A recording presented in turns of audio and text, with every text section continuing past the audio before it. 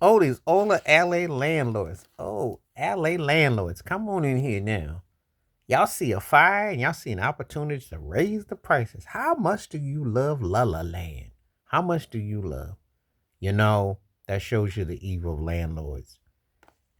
It's a mixed situation because sometimes you have to rent, but if you can own, own. However, it shows you how jive and spiteful and cold blooded these sharks are. How could you possibly do that? Imagine if that happened to them. What would happen if there's no properties and the people would turn on you?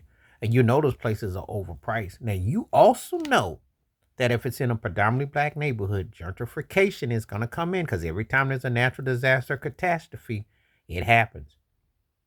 You know, sometimes if I have white friends or people of different backgrounds and I have a conversation, I have to tell them the unfortunate truth about an area because they'll ask me about gentrification and say, well, couldn't this have happened while, people people were there? Could I said, nope. I said, because the evilness of these landlords and the property pimps is that they take a situation that's unfortunate and then they try to run you out and then they say, let's increase the price. They play Monopoly and roll the dice and you never get back. Or if you do, you're going to be paying 2 to 3 times more than you did. And that starts tomorrow. And midnight is about 2 minutes away. That's how cold it is.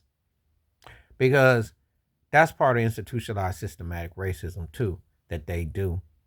So they're going to fluff it up. But the problem is there is no propellant against a natural disaster. There is nothing against anything that can happen at any given time. However, the beady-eyed evilness of these jive turkeys is they can raise it up.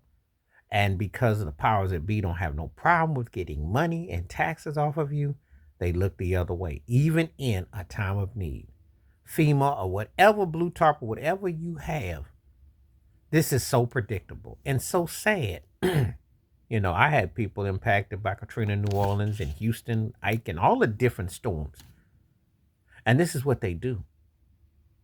They play Monopoly with your property. And they raise everything. And what they want to do is gentrify or they want to make it more in a way that's more suburban. They wouldn't do that to the people that are there. See, common sense, which is never used, and humanity is never used. It says, we put you in a place temporarily, but we'll fix your place up at no charge because we value your being in the neighborhood of what you represent. And also on top of that, we know the hardship. We'll work with you, negotiate. No, these sharks won't 100% down front, 100% back, and then 1,000 plus to get in. But who's to say another storm doesn't emerge in a couple weeks, couple days? What you gonna do?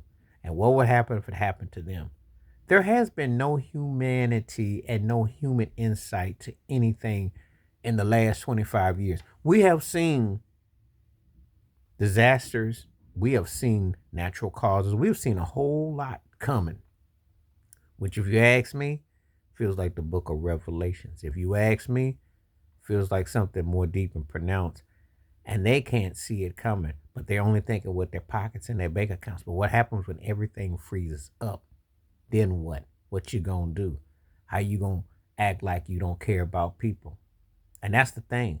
You want to raise rents and raise everything, but you're missing the common man, the common woman, the common thing. It's gonna affect them all. Price gauging and hustling and taking it up the money.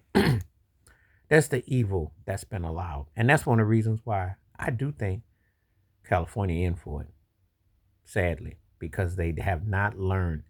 And other places go, what's going on, global warming and all the other things that are happening is real.